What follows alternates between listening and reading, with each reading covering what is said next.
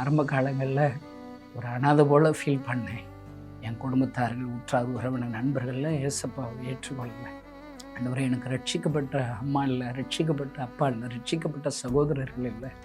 ரொம்ப அழுது புலம்பி இருக்கிறேன். ஆண்டவர் சொன்னார், இல்லை, என் நாமத்து நிமித்தமாவது, தாயாவது, தகப்பனையாவது, சகோதரியை வீட்டையாக விட்டு வந்தால் இன்னொருத்தனையாக கொடுப்பேன்றார். ஆமாங்க, அந்த வசனம் உண்மைதாங்க. நான் 30 வருஷத்தில் ஊழியத்தை தொடங்கும் போது நான் மாத்திரம் ஏசப்பா ஊழியத்தை தொடங்கினேங்க. என்ற ஒன்று கூட கிடையாது. ஒரே ஒரு பேண்ட்டு, 2 சட்டை, செருப்பு கூட எனக்கு கிடையாதுங்க. செருப்பு போட்டு பழக்கமே இல்லை.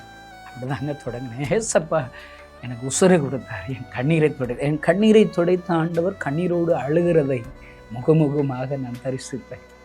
இயேசு உலகத்தில் உள்ள எல்லா அவரை அறியாத ஜனங்களுக்கு அழுது கொண்டே இருக்கிறார். நானே தேவன், என்னை தவிர வேறு தேவர்கள் இல்லை, நான் இந்த ஜனங்களுக்காக பரிதபிக்கிறேன். என்னால் படைக்கப்பட்டு என் ஜனங்கள் என்னை ஆசீர்வதிக்க விரும்புகிறேன், சந்தோஷம் தர விரும்புகிறேன், சமாதானம் தர விரும்புகிறேன், வியாதியை சுகமாக்கும்படி விரும்புகிறேன்.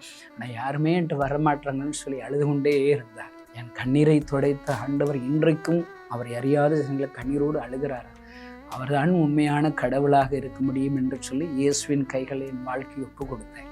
நான் சாகிற வரை, செத்து போயிருப்பில்லை, சாகிற வரை ஏசப்பாவுடைய கண்ணீரை துடைப்பேன்னு சொல்லி ஊழியத்துக்கு அர்ப்பணிச்சேங்க. நான் சிறிய தொடக்கம்தான், அற்பமான தொடக்கம்தான். இன்றைக்கு 1200 மிஷனரிகள் இருக்கிறார்கள். நிறைய பேர் கணேசன் பெரிய ஊழியக்காரர் இல்லைங்க. நான் அவ்வளோ பெரிய ஊழியக்காரர் கிடையாது. நான் சும்மா தெருவில் இருக்கிறவங்க, இயேசுவை அறியாதவன், இயேசுவுக்கு சத்ருவாக விரோதியாக இருந்தவன். அப்படிப்பட்ட பாவி இயேசுவுக்கு எனக்கு சம்பந்தம் இல்லை. ஏசப்பா கிருபையாக என்னை ரட்சித்தார், ஜீவனை கொடுத்தார். ஒன்றுமில்லாமல் இருக்கிற இந்த கணேசனுக்கு இவ்வளவு பெரிய உறவுகளை கொடுத்திருக்கிறார் ஐயா.